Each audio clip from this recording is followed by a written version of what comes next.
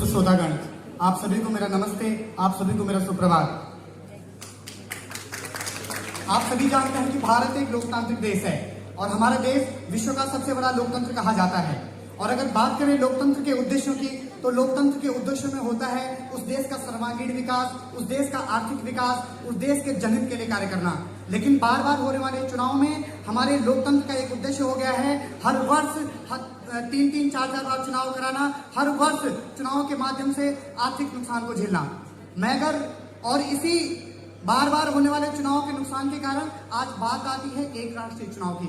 महोदय, मैं अगर बार बार होने वाले चुनावों के दुष्परिणामों के बारे में चर्चा करूं तो हम देखते हैं इसके कारण अगर किसी राज्य में चुनाव होता है तो उसके कारण केंद्र सरकार के हमारे जनप्रतिनिधि भी अपने दल का नेता होने के नाते उस राज्य में जाते हैं और वहां पर अपनी पार्टी का चुनाव प्रचार करने का कार्य करते हैं। लेकिन इसका कहीं न कहीं प्रभाव उनके उस क्षेत्र पर पड़ता है जिसका वो प्रतिनिधित्व कर रहे हैं।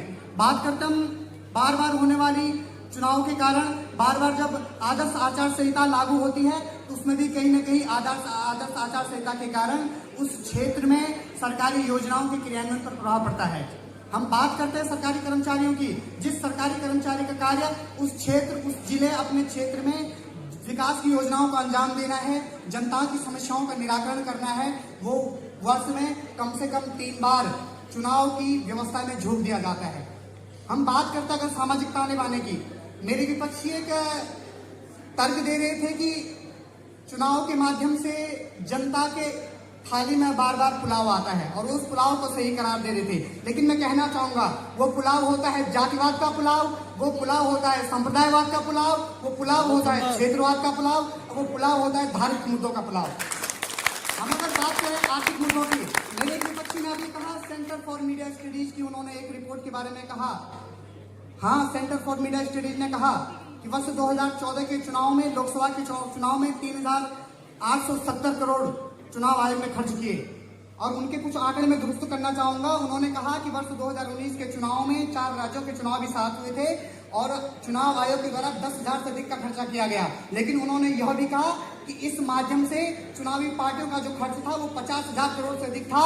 और उनका यह भी तर्क था कि 5 साल में भारत में होने वाले चुनाव में 1 लाख करोड़ से अधिक खर्चा किया जाता है। और उनकी यह भी रिपोर्ट थी कि जो देश आर्थिक रूप से विकासशील है, जो देश विकासशील देश है, उस देश में अगर 5 साल में अगर आप 1 लाख करोड़ रुपया चुनाव में खर्चा करते हैं तो यह कहाँ तर्कसंगत है।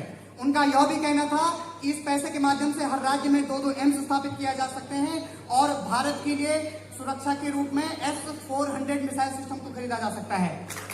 मेरे विपक्षी तर्क देते हैं, वो कहते हैं कि इससे कहीं न कहीं हमारे जो मतदाता हैं वो राष्ट्रीय स्तर पर और अपने क्षेत्रीय स्तर पर मतदाताओं को नहीं चुनने में निर्णय नहीं कर पाएंगे। लेकिन मैं कहना चाहता हूं, आपने ये प्रश्न एक राष्ट्रीय चुनाव पर नहीं किया है, आपने ये प्रश्न भारत के जागरूक मतदाता के विवेक पर किया है, आपने ये प्रश्न भारत के मतदाता की समझदारी पर किया है। मैं मानता हूं आप समझदार है, मैं समझदार हूं। यदि उत्तराखंड के दुर्गम क्षेत्र से आने वाला छात्र गढ़वाल विश्वविद्यालय का छात्र होने के नाते समझदार है, वो उच्च शिक्षा ग्रहण कर रहा है, हमारे देश का हर नागरिक इतना समझदार है कि वो देश देख सकता है राष्ट्र हित के मुद्दे पर किसे वोट करना है और क्षेत्र हित के मुद्दे पर किसे वोट करना है।